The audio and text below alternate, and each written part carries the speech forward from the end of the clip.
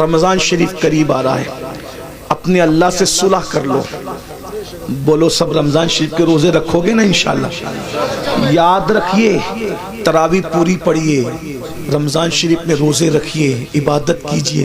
رمضان شریف کی پہلی رات آتی نا، پہلی رات، رمضان شریف کی پہلی رات، تو عرش کے نیچے سے ہوا چلتی ہے رحمت کی، اور اللہ تعالیٰ اس دن اپنے بندوں کو پیار سے دیکھتا ہے، اور جس پر رحمت کی نظر اس دن پڑ جاتی ہے اللہ اس کو جنتی بنا دیتا ہے.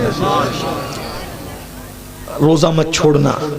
اور ایک بات یہ بھی یاد رکھنا، المعجم الاوسط میں یہ حدیث ہے کہ جو رمضان شریف میں ایک گناہ کرتا ہے اللہ اس کی 1 سال کی عبادت کو ضائع کر دیتا ہے. یعنی رمضان شریف میں اس لیے گناہ سے بچو. اس رمضان شریف میں گیم نہیں کھیلنا، فلمیں نہیں دیکھنا، گانے نہیں سننا. آج کل تو لوگ افطار کے وقت بھی واٹس ایپ پہ لگے رہتے ہیں، اور وہ پتہ نہیں کچھ پاگلوں نے ایسے چینل شروع کر دیے کہ وہ چینل سحری کے وقت بھی چالو رہتے ہیں، افطار کے وقت بھی چالو رہتے ہیں. اچھا ٹھیک ہے بھئی، چینل تم چلاؤ، جو ہے وہ اس میں دن بھر تقریریں کرو، سحری افطار میں لوگوں کو رونے دھونے دو، عبادت کرنے دو، اللہ سے جڑنے دو. اور پھر ان چینلوں کے اوپر عورتیں بھی بیٹھی ہوتی ہیں، مرد بھی بیٹھے ہوتے ہیں، اور رمضان ٹرانسمیشن چلتا رہتا ہے. وہ کیسے بے غیرت مولوی ہے جو عورتوں کے ساتھ افطار کے وقت بے پردہ بیٹھتے ہیں؟ کوئی ان کو روکنے والا نہیں، کوئی ٹوکنے والا نہیں، عورتوں کے ساتھ بیٹھتے. غور تو فرمائے، کوئی دین دھرم ہے؟ عورتوں کے ساتھ بیٹھ کے تم دین سکھاؤ گے؟ عورتوں کے ساتھ بیٹھنا کیا ہے؟ امام ابن الجوزی لکھتے ہیں کہ کسی نے کہا یا رسول اللہ اگر کوئی عورت کے ساتھ اکیلے بیٹھنا چاہے تو آپ کیا فرماتے ہیں؟ آقا فرماتے ہیں نہیں بیٹھنے کی اجازت ہے. کہا اگر عورت نیک اور مرد نیک ہو؟ تو آقا فرماتے ہیں عورت اگر مریم جیسی نیک ہو اور مرد یحییٰ جیسا نیک ہو اور دونوں قرآن سیکھنے سکھانے کے لیے بیٹھیں تو بھی میں ان کو بیٹھنے کی اجازت نہیں دیتا. کون مریم ہے؟ سنگھار کر کے بے پردہ منہ کھول کر. پہلی بات کوئی شریف عورت اس طرح آئے گی؟ اب یہ عورتیں ہمیں دین سکھائیں گی، چینلوں پہ آ کے عورتیں دین سکھائیں گی. اور تمہیں بھی غیرت نہیں آتی افطار کے وقت روزے کی حالت میں عورتوں سے دین سیکھتے بیٹھے. لا الہ الا اللہ. کیا میرے بھائی، ام المومنین سیدہ عائشہ صدیقہ کی قرآن پڑھنے کی آواز بلند ہو گئی تو فاروق اعظم رضی اللہ تعالیٰ نے عرض کیا رسول اللہ امی جان عائشہ زور سے قرآن پڑھ رہی تھی، آواز گھر کے باہر جا رہی تھی. آقا نے میں عائشہ عورت کی آواز بھی عورت ہے، زور سے قرآن نہ پڑھا کر. سارے مومنین کی ماں، ان کو روک دیا کہ زور سے قرآن نہ پڑھو. یہ دین ہے، یہ دین کی پوترتا ہے، یہ دین کا تقدس ہے. سب پامال کیا. یہ افطار اور سحری کا وقت کیا ہے؟ اللہ تعالیٰ سحری اور افطار میں اپنے بندوں سے کہتا ہے کوئی مجھ سے روزی مانگنے والا؟ روزی مانگو میں تمہیں روزی دوں گا. مغفرت مانگنے والا؟ مغفرت مانگے گا مغفرت دوں گا. ہے کوئی مجھ سے نعمتیں مانگنے والا؟ میرے بندے مانگ، میں وعدہ کرتا ہوں تو جو مانگے گا میں تجھے عطا کروں گا. کیونکہ یہ رمضان ہے، سحری اور افطار کا وقت ہے، مجھ سے جو مانگا جائے گا میں عطا کروں گا. سال بھر لوگوں کے دروازوں پہ دستک دینے والوں، اللہ کی رحمتیں تمہارے دروازے دل پہ دستک دیتی ہے. مان کیا مانگتا ہے؟ اس وقت تو نہیں مانگتے، پھل کاٹتے رہتے، ادھر ادھر باتیں کرتے رہتے، بھنکس بازی کرتے رہتے، واٹس ایپ پہ لگے رہتے، فیس بک. میرے بھائی رمضان شریف کا فائدہ اٹھا لو.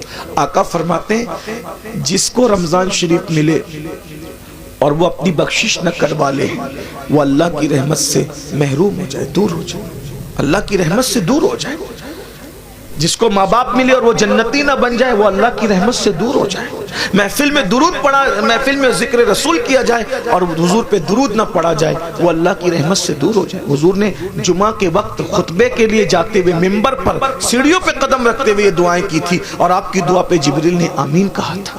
اس لیے رمضان شریف میں کوشش کرو روزے رکھنے کی. جو ایک روزہ چھوڑ دے رمضان شریف کا، صرف ایک روزہ، پوری زندگی روزہ رکھتا رہے، ایک رمضان شریف کے روزے کی فضیلت کو نہیں پا سکتا. اس لیے روزہ رکھو. کچھ لوگ کیا کہتے ہیں مولانا ہم کام کرتے ہیں، بیمار ہے، یہ وہ. یاد رکھنا روزے سے کبھی بیماری نہیں بڑھتی، کہ اللہ کے رسول فرماتے ہیں روزہ رکھو صحت مند ہو جاؤ. آج کی جو جدید تحقیق تو آتی رہے گی، لیکن جدید تحقیق کیا کہہ رہی ہے پتہ ہے؟ جدید تحقیق کہہ رہی ہے جتنا بھوکے رہو گے اتنا صحت مند رہو گے. یہ جو فاسٹنگ واسٹنگ کے جو چکر سب ڈاکٹر لوگ بیان کر رہے ہیں، یہ آج بیان کر رہے ہیں، میرے نبی نے 1450 سال پہلے بیان کیا۔ ایک مرتبہ ایسا ہوا، میری امی کی ہاتھ کی ہڈی ٹوٹ گئی، تو میں امی کو آپریشن کروانا تھا، تو میں گیا۔ تو مالیگاؤں میں ایک ڈاکٹر ہے، جین ڈاکٹر، وہاں آپریشن تھا امی کا۔ تو میں گیا تو لوگوں نے بتایا کہ یہ جو ہے وہ فنا ہے، تو اس نے اپنے کیبن میں بلایا، تو کیبن میں بلا کر کے بٹھایا، تو اس نے کہا اپنے جو اس کا دواخانے میں جو بندہ تھا اس کو بلا کہا کہ پانی لاؤ، چائے لاؤ سر کے لیے۔ تو میں نے کہا کہ ہم پانی نہیں پیئیں گے، چائے بھی نہیں پیئیں گے۔ تو کہا کیوں؟ تو مجھے ایسا لگا کہ یہ جین ہے، اگر میں اس کو نہیں بتاؤں گا تو یہ کہیں بدگمان نہ ہو جائے، تو اسلام سے بدزن نہ ہو جائے کہ یار دیکھو یہ مسلمان لوگ ہماری چائے بھی نہیں پیتے۔ تو میں نے کہا میں چائے اس لیے نہیں پیوں گا، میں روزے سے ہوں۔ تو اس نے کہا کیا رمضان آ گیا آپ لوگوں کا؟ میں نے کہا نہیں، رمضان نہیں آیا ہے، ہمارے نبی صلی اللہ علیہ وآلہ وسلم کی سنت ہے کہ ہمارے نبی ہر مہینے کی 13، 14 اور 15 تاریخ کو روزہ رکھتے ہیں، تو ہم لوگ بھی روزہ رکھتے ہیں، ہر مہینہ ہم لوگ روزہ رکھتے ہیں رمضان شریف کے علاوہ، یہ ہمارے نبی کی سنت ہے، اور اس کی بڑی فضیلت ہے۔ ہمارے نبی صلی اللہ علیہ وآلہ وسلم نے فرمایا کہ یہ جو روزے رکھتا ہے 3 روزے، تو اس کو پورا مہینہ روزہ رکھنے کا ثواب ملتا ہے۔ یعنی اگر جو مہینے میں 3 روزے رکھ لے، 13، 14، 15، اس کو ایام 20 کہتے ہیں، تو اگر 3 روزے رکھ لے تو پورا مہینہ وہ روزے دار شمار ہوگا۔ تو اس طرح ہم لوگ جو ہے وہ 3 روزے رکھ کر پورا مہینہ ثواب کمانے کی لالچ میں روزہ رکھ لیتے ہیں۔ اس نے کہا سر میں آپ کو ایک بات بتاؤں، یہ آپ مجھے ابھی بتا رہے ہیں، لیکن ہمارے علم اور نالج کے مطابق اگر مہینے میں کوئی 3 دن اس طریقے سے 12 گھنٹہ بھوکا رہ جائے نا، تو اس کو زندگی میں کبھی کوئی بیماری نہیں ہو سکتی، کیونکہ اس کا پیٹ جو ہے اس کو راحت ملے گی۔ وہ بہت لمبی چوڑی اس نے سمجھانے کی کوشش کی، پھر اس کا سینہ بلغم سے پاک ہو، وہ بہت اس نے مجھے دیر تک سمجھایا۔ میں نے کہا یہ سب تو اپنی جگہ ہے، ہم اس لیے نہیں رکھتے، ہم صرف اس لیے رکھتے ہیں ہم نفع و نقصان کے سوداگر نہیں ہیں۔ محبوب نے کہہ دیا بس ہم نے کرنا ہے، ہمارا مزاج ہے، ہم مسلک عشق والے ہیں، ہم سوداگر ثواب کے بھی نہیں ہیں اور ہم سوداگر نفع و نقصان کے بھی نہیں ہیں، یاد رکھیے۔ تو برحال اس وقت اس نے مجھے بتایا، تو میں نے کئی لوگوں کو بتایا کہ دیکھو غیر مسلم لوگ بھی روزے کے قائل ہو رہے ہیں، بلکہ اب تو بہت سارے غیر مسلم بھائی بھی رمضان شریف کے بہانے وہ روزہ رکھنے کی کوشش کرتے ہیں تاکہ فاسٹنگ کا فائدہ ان کو بھی مل جائے۔ لیکن ایک بات آپ کو بتاؤں، ہم سائنسی فائدہ حاصل کرنے کے لیے روزہ نہیں رکھتے، ہم تو یار کی رضا کے لیے رکھتے ہیں۔ اور میرا اللہ فرماتا ہے، آئے ہائے کیا بات کہی میرے اللہ نے، اللہ فرماتا ہے روزہ میرے لیے ہے اور میں ہی اس کی جزا ہوں، یعنی ہر نیکی کا ثواب ہوگا اور روزے کی اجر کیا ہے؟ ذات الہی کا دیدار ہوگا۔ اسی لیے آقا فرماتے ہیں روزے دار کو 2 خوشی ہے، 2 خوشی کیا؟ ایک افطار کے وقت اور لقائے رحمان کے وقت، یعنی اللہ کا دیدار نصیب ہوگا روزہ داروں کو۔ اللہ جنت میں روزہ داروں سے بے حساب ملے گا، بے حساب ان کو اپنا دیدار، اور بے حجاب اللہ ان کو اپنا دیدار عطا فرمائے گا، بے حجاب، بے پردہ۔ سوچو تو صحیح، جب اس کا نبی اتنا خوبصورت ہے تو اتنے خوبصورت نبی کو بنانے والا خدا کے حسن و جمال کا عالم کیا ہوگا۔